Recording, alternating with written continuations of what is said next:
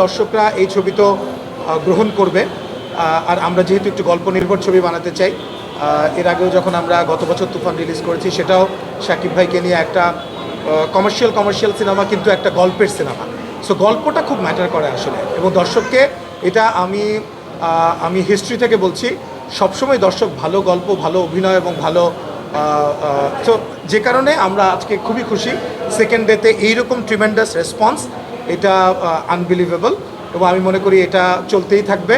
আগামীকালকে এইমাত্র আমি চেক করলাম, আমরা এখন সোনি স্কোয়ারে বসে আছি। কালকে সকালের 11টার শোতে আমি জাস্ট চেক করলাম, একটা শো 3টা না 4টা সিট আছে, 11টার শো সকালবেলা।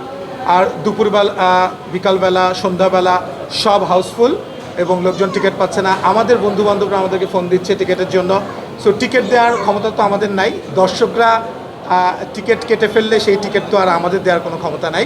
সো যারা কালকে টিকিট পান নাই তারা পরশু দিন ট্রাই করেন, অথবা পরশু যদি টিকিটের সংকট থাকে তারপর দিন। এবং আপনারা শিওর থাকেন যে এভাবে দর্শক চাহিদা থাকলে শোর সংখ্যা বেড়ে যাবে, এবং আরও অনেক হল যুক্ত হয়ে যাবে অচিরেই। সো কারো টেনশন করার কারণ নাই, সবাই দাগি দেখতে পারবেন। একটু নিশো ভাইয়ের কাছে জানতে চাই যে গতকাল থেকে সোশ্যাল মিডিয়ায় আপনার নিশান চরিত্রে অনেক প্রশংসা হচ্ছে, আপনার অভিনয় প্রশংসিত হচ্ছে, এগুলো চোখে পড়েছে কিনা বা কি বলবেন?